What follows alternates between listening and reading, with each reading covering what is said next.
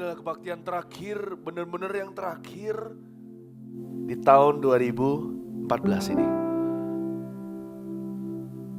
Tuhan, kami perlu Engkau. Memasuki tahun yang baru ya Tuhan, kami butuh Tuhan. Kami gak berani jalan sendiri. Tuntun kami Roh Kudus. Berjalan dalam sebuah kehidupan yang penuh dengan jebakan. Ajar kami untuk bisa dengar-dengaran dengan suara Tuhan. Terjadilah kepada kami di tahun yang akan datang sesuai dengan kehendak-Mu. Kami tidak berani ngumbar janji dengan Tuhan. Satu-satu hal yang kami bisa berikan pada Tuhan adalah kerendahan hati saja. Kami ingin sekali berada di kaki Tuhan. Beritahu kami apa yang harus kami lakukan. Di tahun yang akan datang ini Tuhan, kami percaya ada banyak pengharapan. Tuhan punya rancangan damai sejahtera, bukan sebaliknya. Tapi beri kami roh yang peka, agar dalam kami berhubungan dengan manusia, kami tidak terpancing keluar dari jalan-Mu Tuhan. Terima kasih Tuhan Yesus. Berbicara kepada kami, siapkan hati kami ya Tuhan, untuk menerima pewahyuan-pewahyuan dari Kristus. Terima kasih Tuhan. Kami mau terima remah, duduk diam di bawah kaki-Mu. Terima kasih Yesus. Kami siap, Kau launching, Kau luncurkan dari sini, masuk ke tahun depan. Kami tahu di sini, di kebaktian ini ada urapan. Kami terima urapan baru itu di dalam nama Yesus. Yang percaya kasih tepuk tangan untuk Tuhan. Praise the Lord, haleluya. Puji Tuhan, shalom, silakan duduk kembali. Senang bisa menyampaikan rema-rema Tuhan. Saya dorong Anda, kalau Anda tidak datang di ibadah sebelumnya, salah satu saja Anda tetap harus kejar ketinggalan.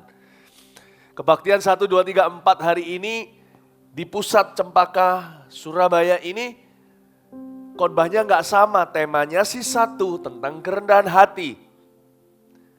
Nah, saya dorong Anda untuk mengejar di mana Anda tadi miss, tidak bisa dengar. Termasuk satelit-satelit kita. Karena tidak semua satelit sama jam ibadahnya. Jarang yang ada 4-4-nya. Tapi sekarang yang masih ikut sama kita adalah GMS Sidoarjo, Medan, dan Manokwari. Saya senang sekali, Manokwari itu Papua bukan? Iya, puji Tuhan tadi di kebaktian 3 ada Sorong, sekarang ada Manokwari. Shalom saudara-saudaraku yang ada di Papua, beri tepuk tangan untuk mereka. Kayak mimpi rasanya GMS ada di sana. Saya yakin apa yang dimulai dengan benih kecil, asal di sana ada orang yang mau diajar, menangkap isi hati Tuhan, cepat lambat tempat itu akan jadi besar. Tuhan akan memenangkan beberapa generasi sekalian.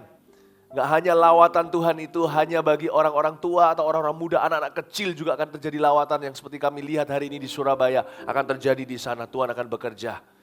GMS Sidoarjo tentunya dengan setia mengikuti live streaming hari ini. Shalom sekali lagi.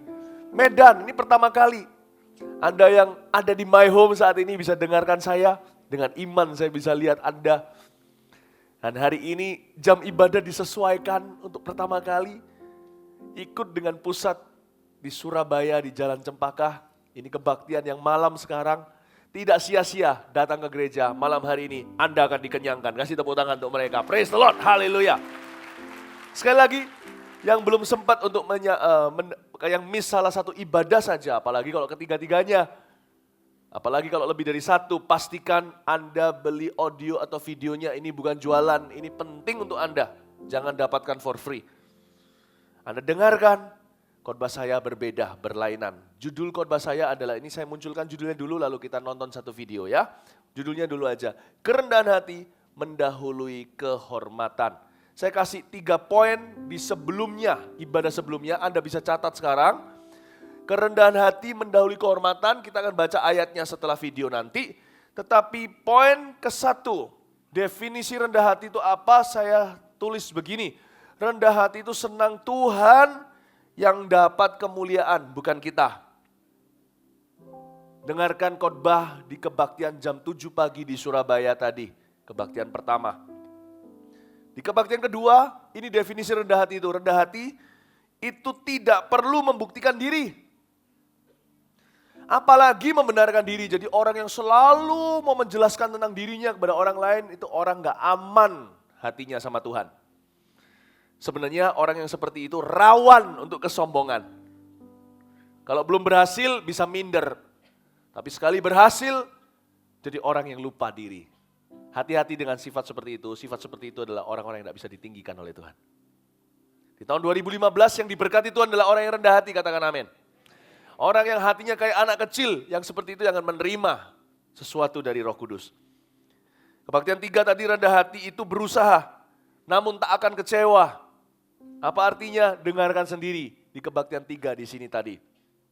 Sebelum ke poin keempat dan kita baca ayat, kita saksikan dulu bagaimana anak-anak kecil di Surabaya beberapa bulan yang lalu, beberapa minggu yang lalu dilawat sama Roh Kudus dalam sebuah KKR Eagle Kids berjudul Menjadi Anak Bapa. Semoga kita pun jadi anak-anak kecil di hadapan Tuhan. Mari kita saksikan yang satu ini.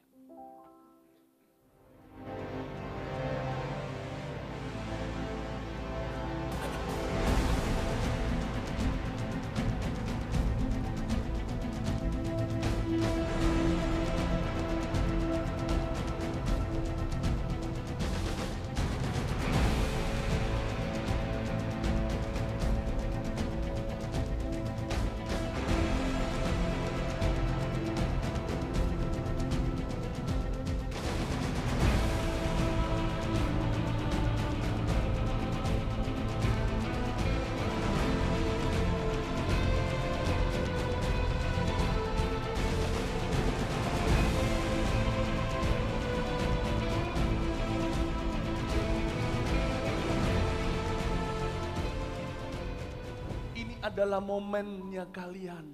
Kalian yang memimpin malam hari ini. Ini adalah hadirat Bapa. Sebentar lagi ketika kita nyanyi lagu ini, peluk papa mamamu. Kalau orang tua tidak ada bersama dengan kalian hari ini, gak apa-apa. Kalian bisa dari jauh berkata, papa mama I love you. Papa mama aku minta maaf. Bisa lakukan nanti di rumah waktu pulang. Kalau kalian gak punya orang tua lagi, ada yang yatim piatu di sini, maka kalian juga bisa lakukan pada orang tua yang menjagamu, om, tante, atau siapa. Amin, amin anak-anak. Kau mengasihiku lebih dari yang kuduga, bahkan di saat ku tiada menyadarinya, kau sentuh dengan kasih yang sempurna, kau menyayangiku lebih dari yang kurasa.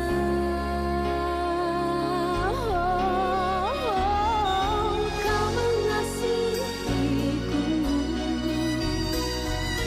lebih dari yang kuduga, bahkan di saat ku tiada menyadarinya, kau sentuh hatiku dengan kasih yang sempurna, kau menyayangiku lebih dari yang kurasa.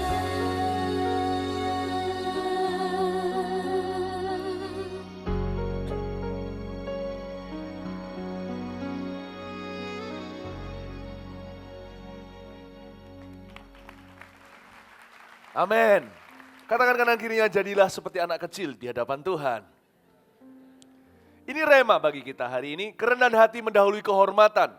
Judul dikeluarkan lagi, mari kita buka sama-sama Amsal 18 ayat 12. Kita akan baca bersama-sama setelah kita menemukan ayat itu.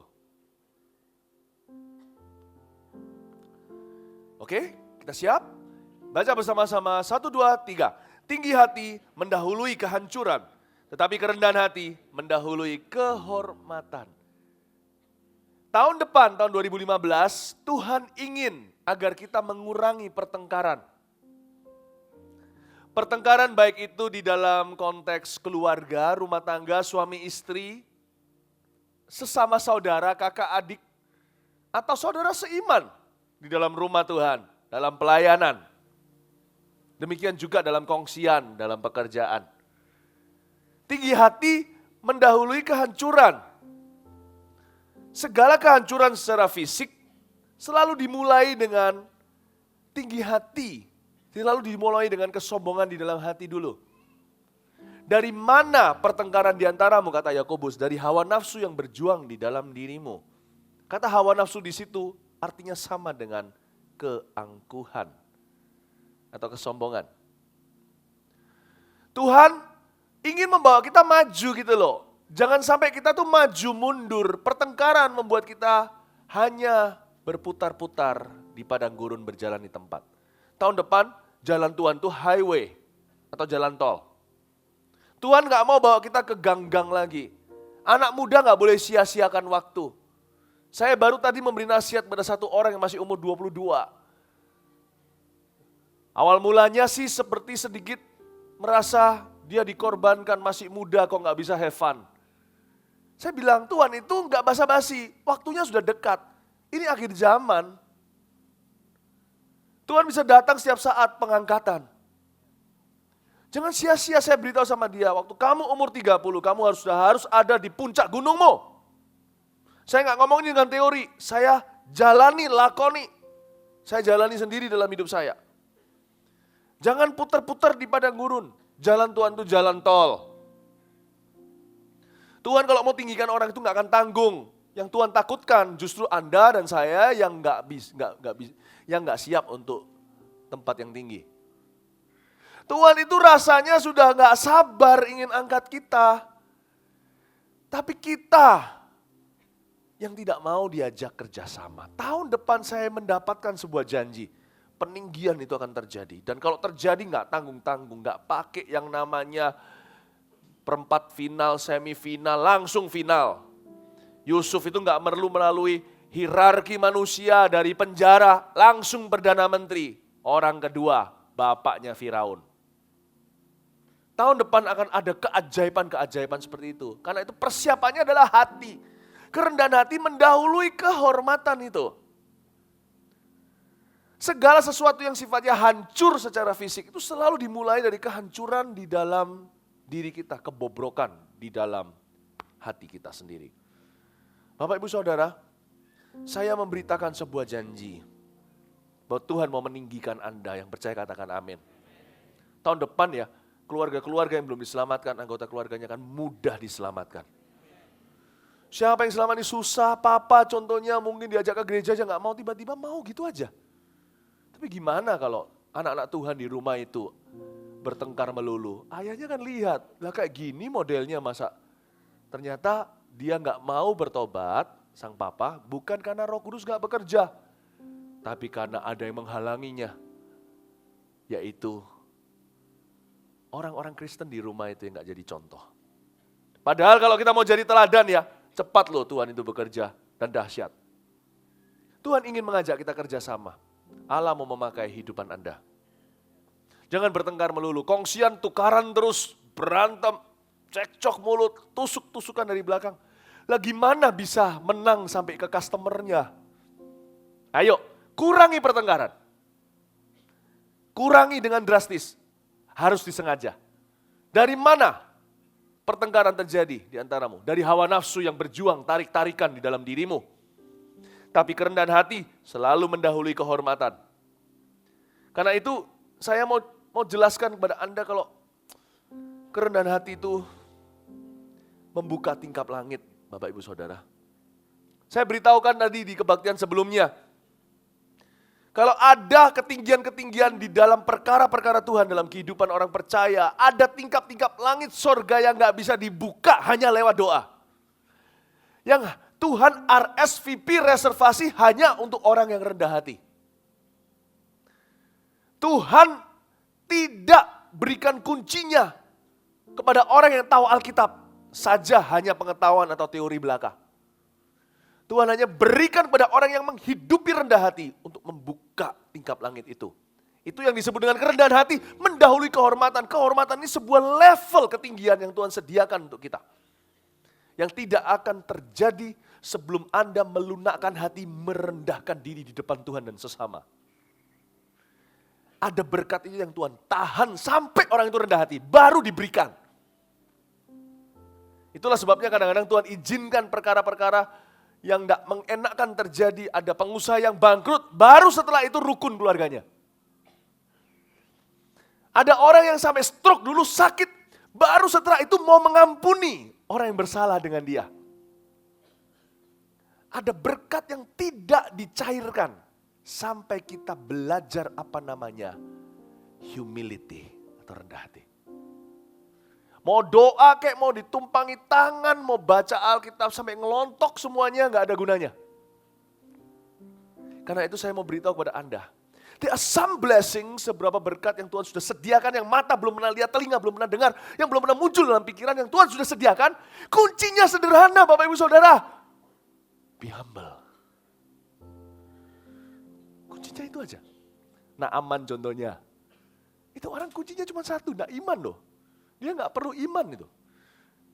Untuk dia nurut sama satu orang namanya Elisa, disuruh mandi di sungai Yordan, celup 7 kali, bagi dia itu penghinaan, dia jenderal besar, apalagi dia penjajah, dia koloni. Apa-apaan tuh? Untungnya dia awalnya keras tapi terakhirnya melunakkan hati, dia mau rendah hati dan dia cemplung pula, langsung sembuh. Kunci ada, tidak semua iman tuh nggak membuka semua kunci. Ada berkat tertentu yang secara misteri hanya terbuka dengan rendah hati. Pernikahan Anda tak akan pernah rukun sebelum orang pertama, yaitu Anda berkata, I'm sorry. Nggak akan pernah rukun. Nggak peduli di konseling sama pendeta, di konseling sama konselor Kristen, nggak peduli sama psikiatris sekalipun, konseling sama psikiatrisnya yang stres. Hanya ada berkat tertentu sampai Anda berkata, maafkan aku.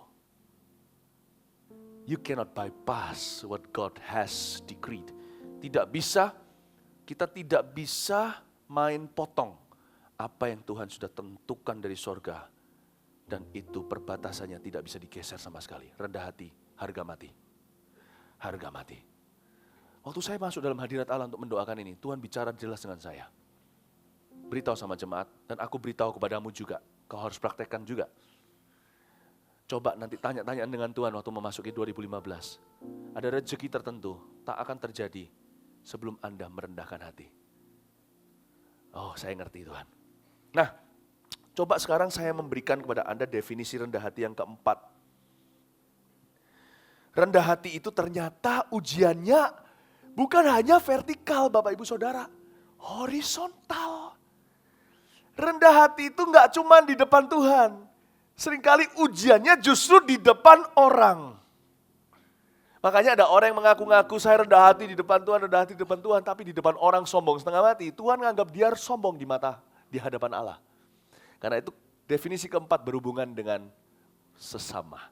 Rendah hati itu mengalah untuk kepentingan bersama.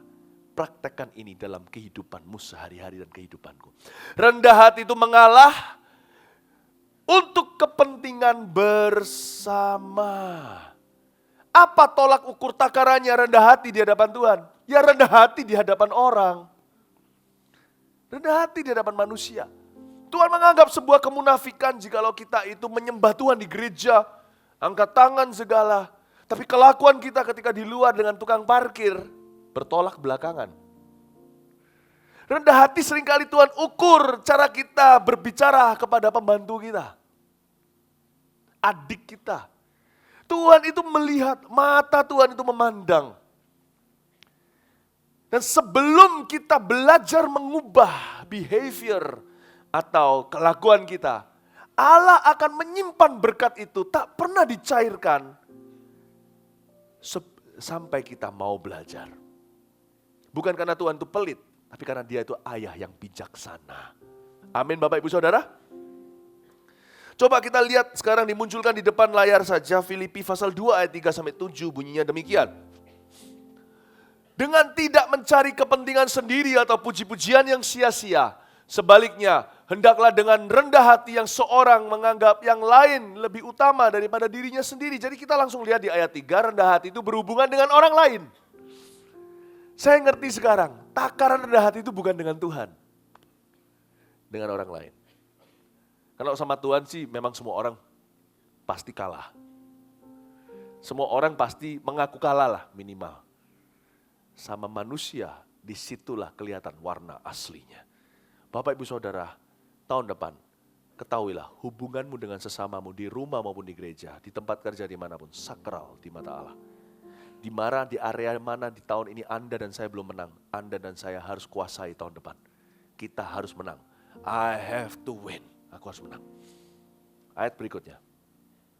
Dan janganlah tiap-tiap orang hanya memperhatikan kepentingannya sendiri, tetapi kepentingan orang lain juga. Orang yang rendah hati selalu tanya, how are you doing? Apa kabarmu? Daripada belum apa-apa baru ketemu langsung cerita tentang dirinya. Alangkah baiknya kita belajar lebih banyak mendengarkan, terutama dengan pasangan kita di tahun depan. Cara memenangkan orang itu enggak selalu dengan mulut yang Tuhan ajarkan. Waktu saya masuk hadirat Tuhan, Tuhan beri hikmat bagaimana tahun depan saya harus berjalan. Kitab Mika berkata berjalan dalam rendah hati itu ternyata salah satu caranya adalah lebih banyak mendengarkan. How are you? Apa kabar? Pandang ke mata orang itu tanya, bagaimana kabarmu hari ini? Dan jangan bagaimana kabarmu hari ini, dia belum berkata, dia baru menjawab, baik, belum sampai ik, baru langsung, aku sih baik, aku gini. Nah jangan begitu, itu namanya gak kepingin dengar, itu cuma basa-basi. Coba, memenangkan orang, itu gak harus lewat mulut. Beberapa deal, bisnis deal akan terjadi karena Anda peduli. Justru ketika motivasi bersih, Tuhan beri. Anda akan lihat ya, ketika Anda dengarkan, ternyata Tuhan menggerakkan hati orang untuk kerjasama dengan Anda. Ternyata nggak semuanya itu dengan lihai kata-kata. Saya pernah ketemu dengan satu om dulu waktu saya kecil, dia selalu membanggakan. Oh mulutku ini manis, dia berkata. Saya paling bisa membuat semua orang untuk tertawan dengan kata-kata saya. Saya rasa dia salah. Karena ternyata dia ditinggal semua orang pada akhirnya. You wanna win hearts, mau menangkan hati, mau menangkan hubungan, mau menangkan business deal juga. Sekali-kali pakai different weapon of choice. Pakai alat yang berbeda. Mendengarkan lebih baik daripada berkata-kata. Bukan dengar ya, mendengarkan itu lain dengan hanya dengar. Pernah Anda datang ke mall, dengar musik, Anda tahu, tapi kalau Anda pikirkan benar-benar kata-katanya apa Anda tidak tahu, kira-kira begitu, itu namanya dengar. Itu tanpa sadar masuk ke dalam alam bawah sadar Anda dengar. Mendengarkan itu memperhatikan. Saya mau beritahu kepada Anda, telinga sepasang yang ada di kepala kita itu senjata untuk memenangkan perkara. Gunakan itu hikmat Allah. Amin Bapak Ibu Saudara. Lanjutkan berikutnya. Itu tadi belum selesai, munculin ya. Hendaklah kamu dalam hidupmu bersama menaruh hendaklah kamu dalam hidupmu bersama menaruh pikiran dan perasaan yang terdapat juga dalam Kristus Yesus. Terus, yang walaupun dalam rupa Allah, tidak menganggap kesetaraan dengan Allah itu sebagai milik yang harus dipertahankan, melainkan telah mengosongkan dirinya sendiri dan mengambil rupa seorang hamba dan menjadi sama dengan manusia. Saya kagum dengan Tuhan Yesus. Andai kata Tuhan tidak merendahkan hati, dia sendirian hari ini, kita semua binasa di neraka. Tapi karena dia itu membungkuk ke level kita, dia merendahkan dirinya, bahkan mengosongkan dirinya dan mengambil rupa seorang hamba. Rendah hati itu berarti ngalah, dia ngalah kedudukannya di sorga. Dia ngalah di tempatnya yang maha tinggi. Demi kepentingan yang lebih besar. Yaitu menyelamatkan kita. Tuhan Yesus itu gak nikmati lahir di palungan. Kita barusan Natalan.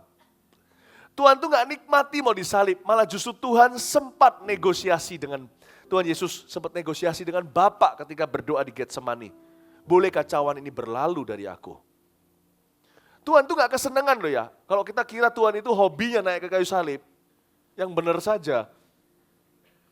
Tapi Tuhan itu memikirkan kepentingan yang jauh lebih panjang. Orang yang rendah hati punya sebuah sifat. Sebelum berkata sesuatu, dia pikirkan baik-baik. Apakah ini baik untuk kepentingan bersama atau merusak?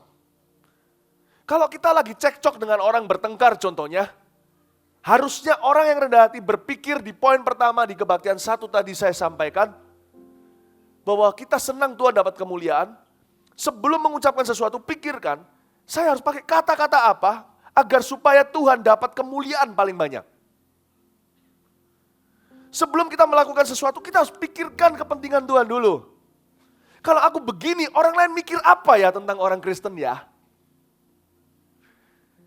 Kalau aku berbicara seperti ini, kira-kira Tuhan dipermuliakan enggak ya? Kalau saya sedang berargumentasi, kira-kira seharusnya saya pakai kalimat apa, kata-kata yang seperti apa yang can give God the most glory. Bisa memberikan kemuliaan yang lebih untuk Tuhan. Dan tidak menjadi batu sandungan. Tuhan itu memikirkan jauh. Kalau aku merendahkan diri untuk kepentingan manusia, manusia akan diselamatkan. Kalau dia mementingkan kita, saya rasa sebagai langkah berterima kasih kepada dia membalas kasihnya. Harusnya dalam segala perkataan, pikiran, dalam perbuatan kita, harus pikirkan kepentingannya. Adil bukan? Wong kita ini loh, disuruh bayar untuk kita nggak masuk ke neraka, keselamatan itu aja nggak mungkin bisa loh. Apapun yang kita berikan sama Tuhan sekarang itu tidak adil dari pihaknya. Bagaimanapun juga anak nggak bisa kembaliin jasa orang tua. Kalau anak mulai perhitungan, Anda bisa beritahu susunya dulu harganya berapa. Melahirkan di rumah sakit itu berapa biaya. Anda bisa hitung biaya sekolahnya, anak tak mungkin bisa kembalikan apa yang ayah ibunya berikan. Manusia tak bisa membalas kasih Tuhan. Jadi UMR, harga dasar, segala perkataan dan perbuatan, pikirkan Tuhan dimuliakan atau nama Tuhan akan dipermalukan. Tahun depan, kita harus punya komitmen seperti ini. Kita merendahkan hati berarti kita mau Tuhan yang dimuliakan. Kita rela berkorban. Kita memikirkan kepentingan yang lebih besar, lebih panjang, kepentingan bersama. Amin Bapak Ibu Saudara. Ya. Coba kita sekarang lihat pasal 14 sampai 16. Kok pasal 4? Kejadian pasal 13 ayat 7 sampai 11 maksud saya. Rendah hati itu mengalah untuk kepentingan bersama. Sifat orang rendah hati akan kelihatan dalam caranya dia berhubungan dengan orang. Dan ternyata kerendahan hati itu akan mendahului kehormatan. Saya berdoa di dalam nama Yesus, agar jemaat Mawar Sion di masyarakat adalah orang-orang yang paling dihormati di setiap kota. Di Indonesia, jemaat kita itu harus menjadi orang-orang yang terhormat. Ini doa saya. Apa yang saya sampaikan khotbah saya sekarang ini adalah untuk memperjuangkan kehormatanmu. Jadi saya memberi Anda sebuah firman untuk melengkapi Anda ke situ. Kita lihat Kejadian pasal yang ke-13 ayat 7 sampai 11. Saya tunjukkan sekarang cerita tentang Abraham dan Lot. Dan coba kita selidiki dari sisi seorang Abraham. Kita coba perhatikan dan perasaannya dia. Karena itu terjadilah perkelahian antara para gembala Abram dan para gembala Lot. Waktu itu orang Kanaan dan orang Feris diam di negeri itu. Tunggu di ayat 7. Ini penting loh. Ayat 7, balik. Ini penting loh. Bagian terakhir ini biasanya kita lewati. Waktu itu orang Kanaan dan orang Feris diam di negeri itu. Abraham sama Lot panas-panasan, Abraham lebih dewasa. Abraham lebih rendah hati, oleh karena dia lebih dewasa, dia lebih rendah hati. Kita ini masih masuk di dalam tahun maturity and multiplication, tahun depan ini belum berubah, tahun terakhir. Gak bisa kita mature kalau kita gak humble. Gak bisa kita dewasa kalau kita gak rendah hati, hanya orang yang rendah hati lah. Orang yang rendah hati itulah yang lebih dewasa. Abraham ini, terjadi pertengkaran antara gembala Abram dan Lot. Terjadi panas-panasan di antara mereka. Tapi Lot gak peduli. Di sekelilingnya ada orang-orang tidak bersunat. Abram yang peduli sama Allahnya. Waktu itu orang Kanan, orang Feris diam di negeri itu. Sedang melototi menonton mereka. Mereka sedang menunggu-nunggu agar sesama anak Tuhan bertengkar. Abram bisa perhatikan di situ ada orang Kanan, orang Feris diam di negeri itu. Apa kata mereka tentang Tuhan kita? Kita gembar-gembor, kita anaknya Tuhan. Kalau kita bertengkar di dalam. Jadi Abram lebih sensitif. Lihat ayat 8. Nanti saya tunjukkan. Karena dia lebih sensitif. Abraham akhirnya yang dapat kehormatan Allah. Maka berkatalah Abram pada Lot, janganlah kiranya ada perkelahian antara aku dan engkau. Yang tidak ditulis di sini adalah karena ada orang Kanaan, orang Feris yang di sekeliling kita, yang menunggu untuk menghujat Allahmu dan Allahku, Lot. Jangan kiranya ada perkelahian antara aku dan engkau. Untuk supaya Abram yang buka mulut dulu, ini sudah menandakan bahwa Abram lebih rendah hati. Dia yang mau pemberesan. Dia yang ambil inisiatif. Padahal dia orang tua. Lot itu nggak tahu kamsyah. Lot itu anak daripada saudaranya Abram yang sudah meninggal dunia. Lot itu yatim piatu. Diangkat sama Abram, disekolahkan, diberi makan, dibesarkan. Harusnya berterima kasih, belum bisa berbakti. Sekarang bertengkar antara pegawai mereka. Masa Abram yang harus baikan sama Lot? Ya sebaliknya dong, harusnya Lot yang baikan dong. Mungkin beberapa di antara kita hari ini masih ada tuntutan pada orang yang kita anggap orang itu harus berutang budi sama kita. Bapak ibu saudara, ada satu hal yang jangan Anda bawa masuk ke dalam tahun yang baru. Jangan bawa dendam. Selesaikan tahun ini. Buka lembaran baru dengan Tuhan tahun depan. Anda ngalah itu tidak ada ruginya. Bener loh, ngalah itu justru mengundang simpati Allah. Nanti saya tunjukkan ya Abram itu gimana disimpatikin sama Tuhan. Coba bayangin, kalau di sini ada orang yang masih holding grudge atau masih menyimpan dendam dengan seseorang, apalagi kalau juniornya orang kok gitu, Anda bisa bilang anak kecil nggak tahu diri dan bla bla bla. Mungkin dengan ponaan Anda beneran kayak Abram. Saya dorong sebagai gembala Anda, ngalah ge. Jangan bawa nasi busuk masuk ke tahun yang baru. Selesaikan. Sebelum 31, countdown Happy New Year, telepon orang itu. Ajak bicara. Jangan bawa rongsokan masuk ke tahun depan. Tuhan punya sesuatu yang baru. Tuhan akan membawa Anda ke jalan tol. Jangan mobil Anda gembos. Bannya. Lihat lanjutan. Munculin. Ayat ke-8 tadi kan? Belum selesai. Maka berkatalah Abram kepada Lot, janganlah kiranya ada perkelahian antara aku dan kau, dan antara gembalaku dan para gembalamu. Sebab kita ini loh kerabat. Kita ini kerabat. Apa kata orang tentang keluarga kita? Apa kata orang tentang Tuhan kita? Kita ini orang asing di Kanaan, ayat 9. Bukankah seluruh negeri itu terbuka untuk engkau? Baiklah pastikan, saya ini setelah baca jauh-jauh 4 kali ibadah, mending di sini.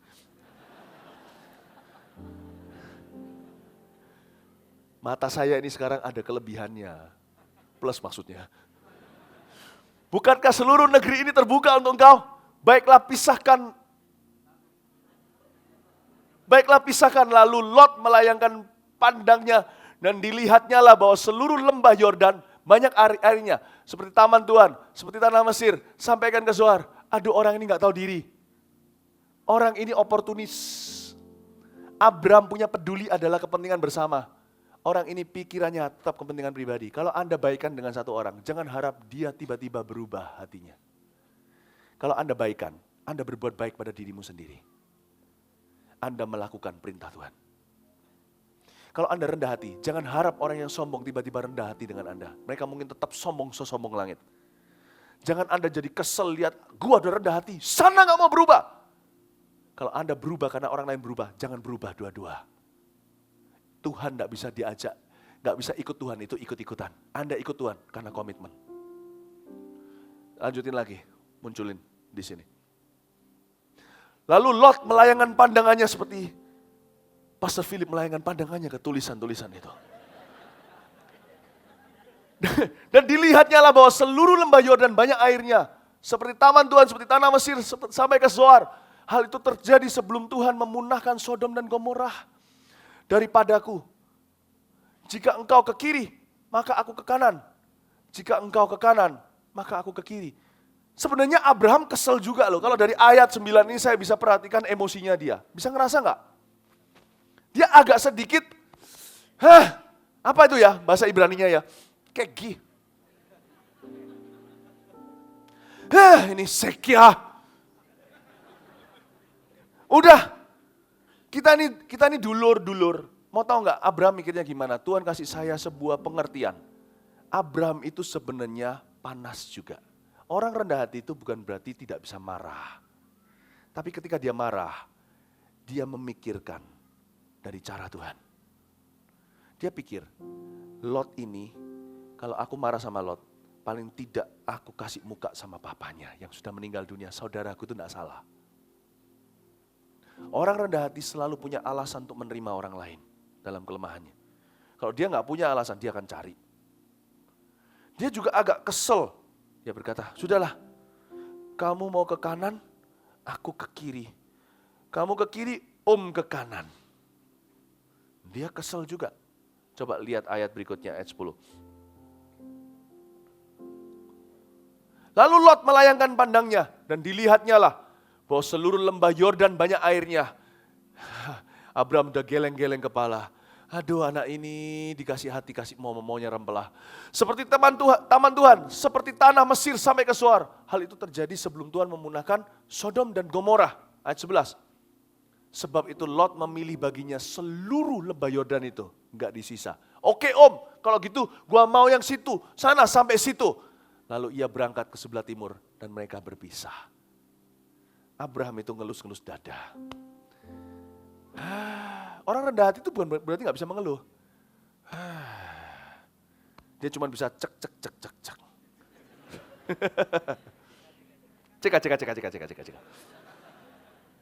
Ya, dia gak bisa apa-apa.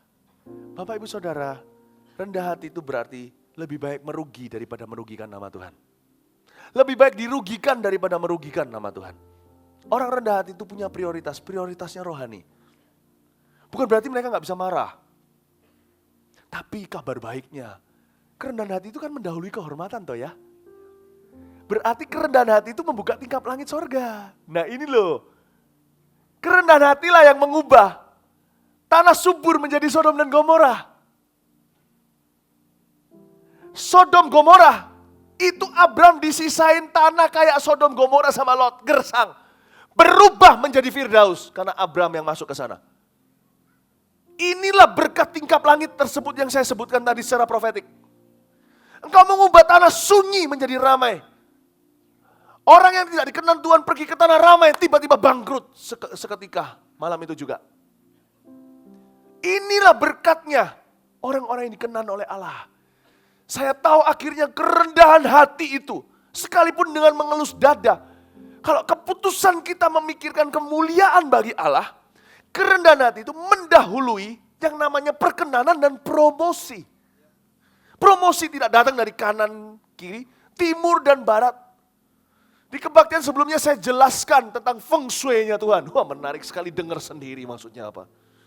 Gak ada feng shui yang kita kenal di dunia itu yang benar. Feng shui-nya Tuhan itu apa? Saya jelaskan, namanya rendah hati. Rendah hati adalah arah angin hembusan Roh Kudus itu. Di mana ada rendah hati, di situ Roh Kudus berhembus, mengubah tanah gersang menjadi subur. Abraham itu dikasih Sodom Gomora, berubah menjadi tanah perjanjian. Lot memilih tanah perjanjian, memilih tanah Firdaus di matanya, berubah jadi Sodom dan Gomora. Ada tingkap langit yang Tuhan reservasi sebagai pembelaan kepada yang rendah hati, yang mengalah untuk kepentingan yang lebih besar. Saya berbicara secara nubuatan di sini karena ada orang-orang di tempat ini, di area ini gagal meluluh. Kita lihat, lanjutin dulu ayat mana tadi, ayatnya sampai mana? Ayat 11, sebab itu Lot memilih baginya seluruh lembah Yordan itu, lalu ia berangkat ke sebelah timur dan mereka berpisah. Sekarang saya tunjukkan pembelaan Allah di ayat 14 sampai 16, munculkan ini. Ini indah, saya baca ini merinding. Setelah Lot berpisah daripada Abram. Garis bawah itu. Kalau ada pertanyaan di ayat 14, kapan? Jawabannya ini. Setelah Lot berpisah daripada Abram. Saya tanya sekarang dengan Anda. Kapan Allah berfirman kepada Abram? Tempat itu aku berkati. Tuhan tunggu Lot keluar dari gambar dulu. Setelah Lot berpisah daripada Abram, berfirmanlah Tuhan kepada Abram. Berarti dalam diri Lot tak ada firman. Setelah Lot pisah daripada Abram, baru Allah berfirman kepada Abram, pandanglah sekelilingmu dan lihatlah dari tempat engkau berdiri itu ke timur dan barat, utara dan selatan. Ayat berikutnya, sebab seluruh negeri yang kau lihat itu akan kuberikan kepadamu dan kepada keturunanmu untuk selama-lamanya. Dan aku akan menjadikan keturunanmu seperti debu tanah banyaknya, Sehingga jika seandainya ada yang dapat menghitung debu tanah, keturunanmu pun akan dapat dihitung juga. Kapan Tuhan berfirman? Ketika Lot meninggalkan Abraham. Saya beritahu Bapak Ibu Saudara, kehancuran Lot adalah tinggi hati. Sodom Gomora itu hanyalah manifestasinya. Keberhasilan Abraham adalah kerendahan hatinya untuk mengalah. Saya merasa bahwa ini indah. Tahun depan ya Bapak Ibu Saudara, Tuhan akan membuat cerita yang dahsyat dalam kehidupan orang-orang di sini yang mau taat sama Tuhan. Tuhan akan mengubah Sodom Gomora-mu menjadi Firdaus. Tuhan akan mengubah Firdaus yang kau coba capai dengan serakah menjadi Sodom Gomora kalau tidak hati-hati. Rendah hati itu mengalah untuk kepentingan bersama. Abram cuma mikirkan, ini anaknya saudaraku. Aku harus memandang kepada sang almarhum. Dia hanya berpikir orang Feris dan orang Het, orang Kanaan ada di sekeliling kami. Apa kata mereka tentang Tuhannya orang Israel nanti? Dia hanya berpikir untuk kepentingan bersama. Bukan berarti Abram gak marah. Sebab dalam cerita tadi saya bisa tangkap emosinya. Dia gak tersenyum bahagia. Hahaha. Dia kesel hatinya, saya bisa tangkap itu. Sebagai sebagai guardian, orang yang membesarkan anaknya. Sekarang kok begini, kok profit doang, kok oportunis sekali, kok cari kesempatan dalam kesempitan. Kok tidak berterima kasih, berbakti apalagi. Lihat akhirnya, yang direndahkan seketika. Akhirnya yang rescue akan menolong Lot dari Sodom Gomora. Siapa yang pergi perang, siapa yang bersyafaat. Bahkan jiwanya Lot pun Tuhan permisi sama Abraham. Negosiasi untuk selamatkan. Dia bilang saya mau hancurkan Sodom Gomora. Tuhan pikir tak hancurkan saja. Kenapa harus minta tolong? Kenapa saya harus minta approval atau persetujuan manusia? Tapi Tuhan berkata Abraham itu temanku. Aku harus ngomong dulu. Bram. Ya. Saya mau hancurkan Sodom Gomora. Tuhan bilang, Tuhan kalau mau hancurkan silakan. Tapi kalau ada 50 orang Tuhan, tolong ya Tuhan. 10 Tuhan, dan sebagainya. Tahu nggak? Jumlah terakhir mereka sepakati tidak terjadi. Jauh lebih sedikit daripada jumlah yang sudah UMR. Tuhan tetap selamatkan si bocah nakal itu namanya Lot. Karena umnya. Siapa yang selamatkan? Siapa yang selamatkan Lot? Tak beritahu ya. Yang rendah hati akan pegang jiwanya yang menyombongkan diri. Tahun 2015, jiwa mereka di tanganmu. Tuhan tidak akan lakukan apa-apa sama mereka tanpa permisi denganmu dulu. Demikianlah tingkap langit setinggi itu orang yang rendah hati. Anda menjadi hampir setara dengan Tuhan menentukan jiwa orang. Saya beritahu kepada Anda, bukan berapa banyak Anda berdoa, berapa banyak Anda merendahkan hati ketika diuji dalam kehidupan sehari-hari. Itu yang menimbulkan perkenanan Allah. Jadi jangan pernah remehkan ketika Anda di sekolah, di rumah, di masyarakat, di antara tetangga. Setiap kelakuan Anda itu terhitung di mata Allah. Be careful. Mata Tuhan memandang. Amin. Saya mau ubah cara paradigma kita yang salah. Tuhan hanya memandang kita ketika kita angkat tangan selagi di tengah-tengah pujian penyembahan atau di tengah-tengah ibadah. Not really. Tuhan tahu semua pasti akan angkat tangan, apalagi kalau disuruh. Tapi Tuhan akan, gak percaya, mari kita sama-sama angkat tangan. Bapak Ibu Saudara. Di sini gak mau. Tuhan akan lihat bagaimana kita dalam kehidupan sehari-hari. Di situ ujian kita di tahun 2015. Saya doa agar Anda menang. Nanti ya musuh-musuh Anda itu jiwanya di tangan Anda loh. Satu-satu di tangan Anda. Oh luar biasa, saya nggak bisa. Saya punya pengajaran hari ini bukanlah sifatnya kayak saya beritahu satu-satu contohnya itu nanti Anda alami sendiri. Karena itu khotbah seperti ini harus direnungkan, dicatat. Nanti Anda akan alami, Anda tiba-tiba, kayak diingatkan Roh Kudus apa yang saya khotbahkan sekarang. Anda akan, yang saya alami sekarang, aduh itu sudah dikhotbahkan kemarin tanggal 28 Desember yang lalu. Ternyata ini toh maksudnya. Tangkap. Tuhan punya jalan tol peninggian buat Anda. Amin. Saya tunjukkan Musa sekarang. Ya, Musa ini luar biasa. Satu lagi cerita. Mari kita buka, kita lihat aja di depan Bilangan pasal 12 ayat 1-13. Bilangan 12. Bilangan 12 ayat 1. Miriam serta Harun mengatai Musa berkenaan dengan perempuan Kush yang diambilnya. Ini bukan India kushi-kushi lain lagi cerita. Sebab memang ia telah mengambil seorang perempuan Kush. Kata mereka, sungguhkah Tuhan berfirman dengan perantaran Musa saja, emangnya dia doang? Bukankah dengan perantaran kita juga ia berfirman? Dan kedengaranlah hal itu kepada Tuhan. Tuhan gak suka nih, hamba Tuhan yang begitu rendah hati dikata-katai. Meskipun sama kokoh sama cicenya sendiri. Adapun Musa ialah seorang yang sangat lembut hatinya. Kata lembut di situ artinya a very humble person. Seorang yang rendah hati sekali. Lebih dari setiap manusia yang di atas muka bumi. Nah, kita bisa belajar kerendahan hati itu di mana. Lalu berfirmanlah Tuhan dengan tiba-tiba kepada Musa, Harun dan Miriam. Keluarlah kamu bertiga ke kemah pertemuan. Saya nggak bisa bayangkan jantung mereka seperti mau copot gimana. Katanya di sini Tuhan dengan tiba-tiba kepada Musa, Harun dan Miriam. Mereka lagi makan tiba-tiba. Keluarlah gitu kan. Kamu bertiga ke kemah pertemuan. Kaget semuanya tiga-tiga keluar. Maka keluarlah mereka bertiga. Ayat 5. Lalu turunlah Tuhan dalam tiang awan. Dan berdiri di pintu kemah itu. Lalu memanggil Harun dan Miriam. Maka tampillah mereka keduanya. Udah gemeter semua ini. Oh, dua-dua dipanggil. Lalu berfirmanlah ia. Musa juga gak tahu apa yang terjadi. Tuhan tiba-tiba marah. Dengarlah firmanku ini.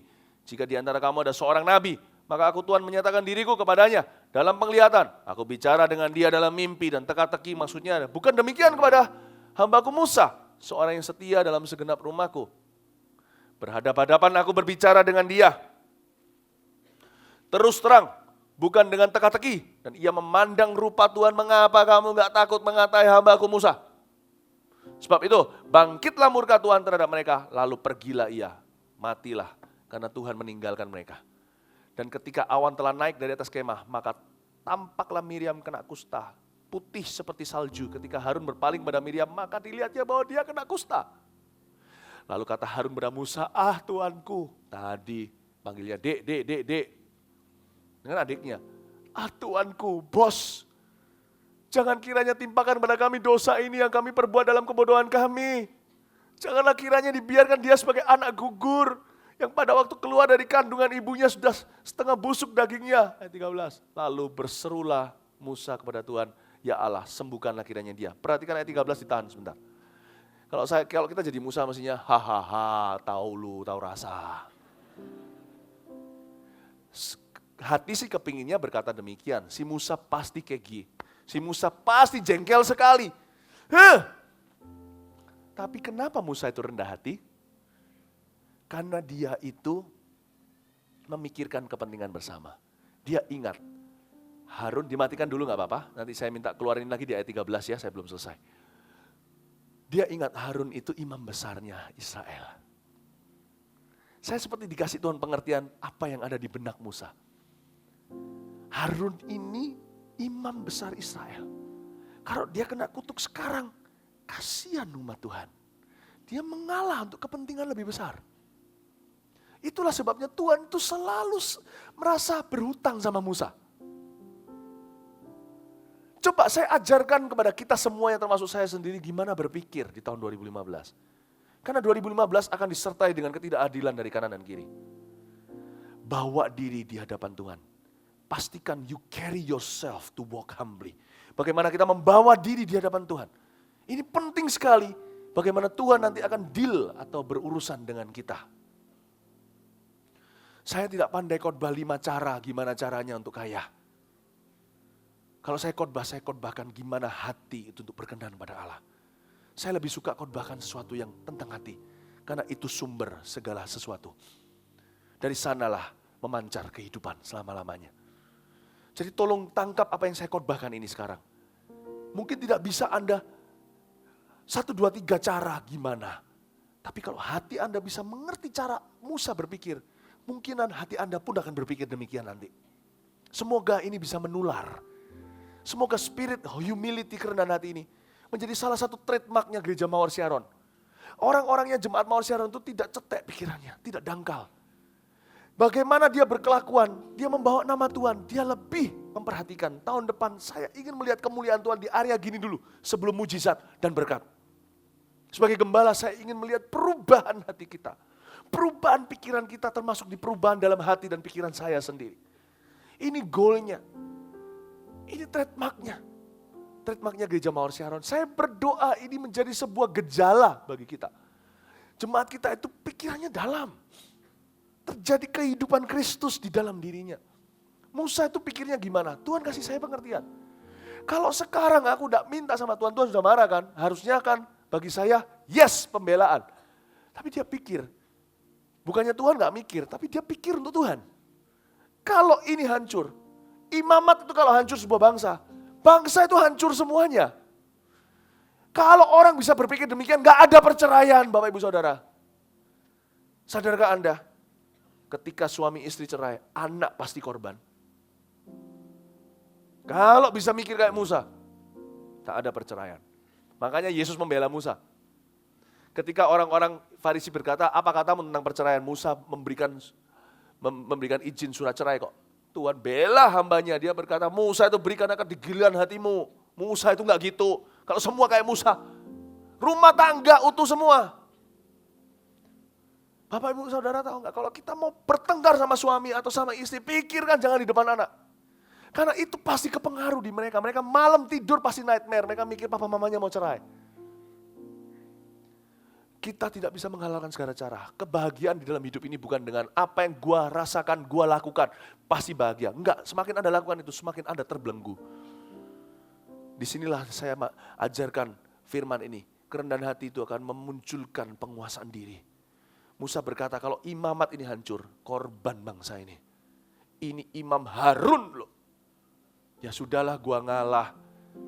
Gua disalah ngerti, ya sudah. Di kebaktian kedua tadi saya sampaikan. Nggak apa-apa disalahpahami. Itu seperti detox, seperti balancer, atau seperti penyeimbang kalau kita seringkali dipuji meskipun kita nggak layak terima pujian. Nggak apa-apa lah difitnah ke atas kok marah, nggak pernah marah, difitnah ke bawah, marah-marah. Kita seringkali dipuji ketika kita nggak layak kan. Kita tahu kita nggak seperti pujian itu kan. Jadi kalau kita difitnah ya nggak apa-apa lah ya, sedikit balance lah ya. Makan kolesterol banyak, minum Lipitor ya kan. Saya beritahu Musa berkata, gua ngalah demi Israel. Luar biasa loh hati orang ini, makanya dikatakan dia ada orang selembut hati dia. Dia itu disakiti luar biasa sama koko cicinya. Gua ngalah, imamat gak boleh korban. Gak boleh korban. Apalagi dia pikirkan ponakannya. Yang nantinya namanya Eliasar, saya pernah ajarkan di gereja ini, di kebaktian kita. Saya pernah ajarkan Eliasar itu menjadi orang besar loh. Karena perbuatan Musa yang begitu besar itulah muncul sejarah Israel berlanjut sampai Yosua, sampai tua-tua itu meninggal dunia sebelum hakim-hakim setia semua. My goodness. Orang itu cetek dan dangkal pikirannya hanya mujizat dan berkat. Padahal di dalam diri seorang yang rendah hati itu berbagai mujizat terjadi. Dan itu sampai turun-temurun sampai generasi. Saya harap kita gak hanya menjadi buah anggur. Setiap kita menjadi kebun anggur, mujizat terus terjadi kaya rayanya lewat kita. Nggak hanya sesekali, lalu jatuh lagi. Tahun 2015 kita tidak boleh jadi pemenang. Terlalu murah jadi pemenang, darah Yesus disia-sia. Kita harus jadi lebih dari pemenang. Menang sudah bukan lagi gamenya, sudah pasti menang, sudah menang. Menjadi lebih dari pemenang itu kita terus produksi kemenangan. Itu karakter bro, itu bukan karisma. Itu karakter. Tahun 2015 setiap Jemaat Mawar Sharon harus jadi bangsawan. Ayo komitmen sama-sama dari pendeta sampai jemaat. Kita saling teladan meneladani. Ini Musa luar biasa, imamat gak boleh korban. Gak boleh, anak-anak gimana? Dia pikir Eliasar juga, itu nanti kalau jadi imam gimana? Aduh masa depan mereka, ini ciciku. Ini Miriam si Nabia itu. Yang rebana waktu kita melewati Laut Merah. Kata nggak boleh dia kusta gini, nggak boleh. Lihat kembali apa yang dia lakukan. Coba lihat ini munculin tadi yang ayat saya minta dikeluarkan kembali. Lalu berserulah Musa kepada Tuhan. Dia bukan berdoa. Fakta bahwa Musa berseru berarti dia melawan arus, dia radikal mengubah hatinya. Berserulah Musa, berseru itu bukan Tuhan sembuhkanlah kiranya dia. Itu bersanjak. Mamaku. Berseru itu, Allahku sembuhkanlah kiranya dia. Itu berseru. Dia tidak setengah hati, tidak half-hearted, tidak tanggung-tanggung. Dia berseru, Tuhan tunggu. Sembuhkan. Kiranya dia titik gak bilang macam-macam karena Musa gak tahan. Musa gak bisa cari alasan, Tuhan ngertilah ya. Aku lakukan ini untuk engkau, untuk Israel, sembuhkan dia. Kalau tanya aku, sejujurnya, jangan kasih kusta aja, kasih lepra sekalian.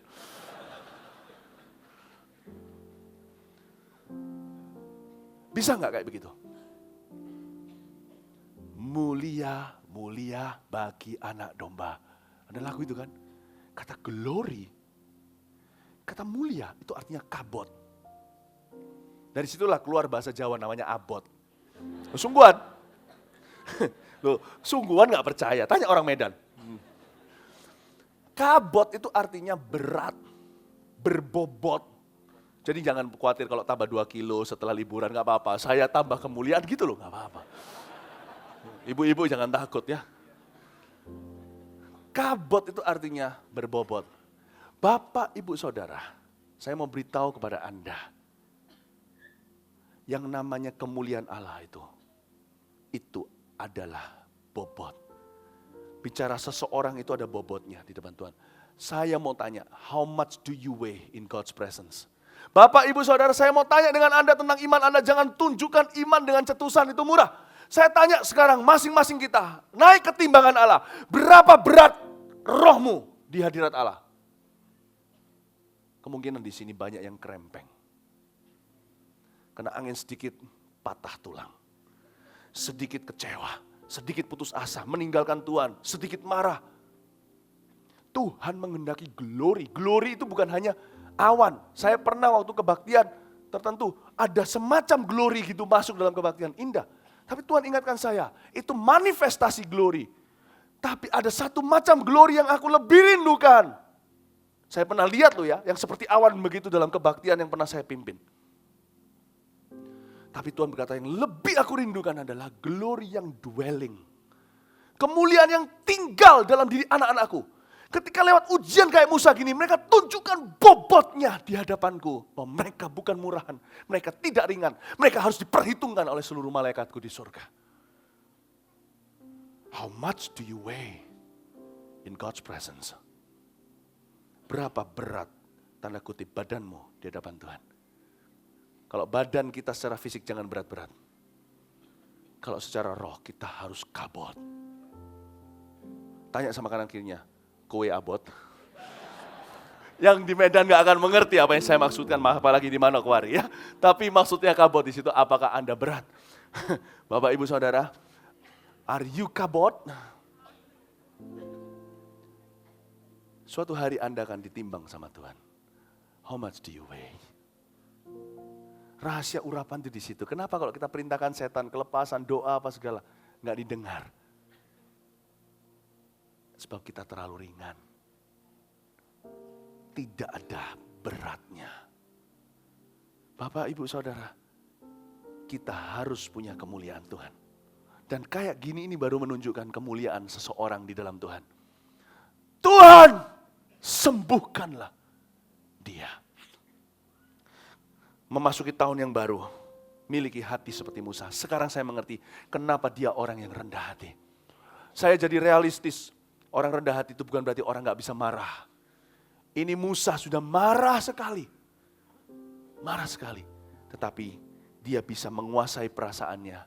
Dan dia mengalah demi kepentingan yang lebih besar. Amin Bapak Ibu Saudara. Maukah kita lakukan itu untuk Tuhan di tahun yang akan datang? Ya, mulai hari tahun depan saya percaya Tuhan akan menambahkan kemuliaannya dalam kehidupan setiap Anda. Haleluya. Ingat ini. Kalau ada kabot di sini, akan ada kabot di mana-mana. Pernah Anda pelajari apa yang terjadi dengan Obed-Edom? Apa yang terjadi di tempatnya 3 bulan ketika tabut perjanjian ditaruh di sana? You know what happened? Sapinya gemuk semua. Sawahnya subur semuanya. Rumah tangga itu diberkati sampai-sampai Daud cemburu dan berkata, bawa ke Yerusalem tabut itu. Kalau ada kabot di sini, kabot di mana-mana. Kalau ada kemuliaan di sini, ada kemuliaan yang akan terjadi. Kalau mau sembuhkan, hai dokter, jangan gejalanya, cabut ke akarnya. Saya bukan khotbahkan sesuatu yang menembus kepala. Saya khotbahkan sesuatu yang mengubah hati Anda. Kalau ini berubah, mengalir kehidupan sampai selama-lamanya. Itulah sebabnya orang Israel, pernah sekali pada waktu Tuhan tidak berkenan sama mereka, ada kata-kata ikabod. Apa artinya ikabod? Kemuliaan telah tercabut. Itu di perjanjian lama ketika mereka meratapi kemuliaan Tuhan sudah nggak ada di Israel. Masuklah bangsa-bangsa asing. Merampas, merampok, belalang masuk kemana-mana. Di sini ikabod tanpa kemuliaan. Di luar roh-roh jahat semuanya. Saya beritahu kepada Anda rahasianya. Rahasianya di rendah hati. Dan akan ada kehormatan. Umur kanan. Umur panjang kok umur kanan. Umur panjang di tangan kananmu, itu maksud saya. Kekayaan hormat di tangan kiri, jalannya pun penuh. Damai sejahtera senantiasa. Umur panjang di tangan kananmu, kekayaan hormat di tangan kiri. Janji Tuhan buat tahun depan, jalannya pun penuh. Damai sejahtera selamanya. Beri tepuk tangan bagi Tuhan. Haleluya, mari kita semua bangkit berdiri. Praise the Lord. Haleluya, haleluya. Praise the Lord. Nyanyi satu pujian ya. Haleluya. Saya merasa tiba-tiba semua orang jadi lebih berat lagi di depan Tuhan. Saya ngerasa seperti tempat ini lebih heavy. Saya tahu God is slowly increasing His glory in your life. Allah sedang meningkatkan kemuliaannya dalam kehidupan Anda. Yang percaya beri tepuk tangan kepada Tuhan. Nyanyi satu pujian. Come on. Percayalah kepada Tuhan dengan segenap hatimu. Dan jangan bersandar kepada pengertianmu sendiri. Percayalah kepada Tuhan dengan segenap hatimu. Dan jangan bersandar kepada pengertianmu sendiri. Berbahagia orang-orang yang memperoleh hikmatnya. Lebih berharga dari emas, perak, dan permata. Angkat tangan kanannya. Umur panjang di tangan kanan kiri. Kekayaan hormat di tangan kiri. Jalannya pun penuh damai sejahtera senantiasa. Sekali lagi dari awal. Percayalah kepada Tuhan dengan segenap hatimu. Dan jangan bersandar kepada pengertianmu sendiri. Percayalah kepada Tuhan dengan segenap hatimu. Dan jangan bersandar kepada pengertianmu sendiri. Berbahagia orang-orang yang memperoleh hikmatnya. Lebih berharga dari emas, perak, dan permata. Tangan kanan. Umur panjang di tangan kananmu. Kekal kiri. Mari kita lambaikan tangan kita. Jalannya penuh damai sejahtera senang. Berbahagialah. Berbahagia orang-orang yang memperoleh hikmatnya. Lebih berharga dari emas, perak, dan permata. Umur panjang. Mari kita raih dengan iman. Untuk tahun 2015, kekayaan hormat di tangan kiri. Jalannya pun penuh damai sejahtera senang. Berbahagialah. Berbahagia orang-orang yang memperoleh hikmatnya. Lebih berharga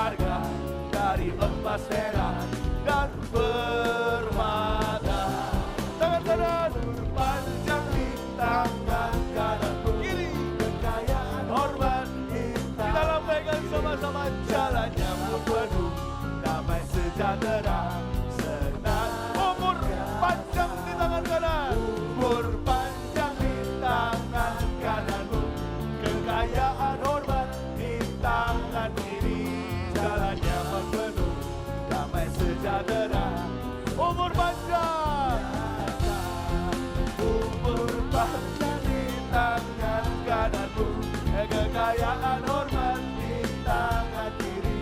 Jalannya pun penuh damai sejahtera, senang. Jalannya pun penuh damai sejahtera, senantiasa. Jalannya pun penuh damai sejahtera, senantiasa. Beri tepuk tangan bagi Tuhan, haleluya. Haleluya. Sebelum saya serahkan, saya mau ingatkan Anda bahwa ada buklet yang bisa Anda bawa tanggal 7 sampai 27 Januari, 21 hari kita puasa bareng yuk. Bukan gak makan sama sekali, gak semua orang tahan, tapi mungkin makan hanya sekali atau 2 kali. Kita bisa buka puasa sore hari, kita berdoa sama-sama, merendahkan hati di depan Tuhan. Mungkin tahun-tahun sebelumnya udah banyak sombong nih, kita mungkin mau kembalikan kemuliaan. Gak lama kok, cuma 21 hari. Jadi kalau mau cia-ciaan sebelum itu. Tuhan berkati, kasih tepuk tangan untuk Tuhan Yesus. Come on, haleluya.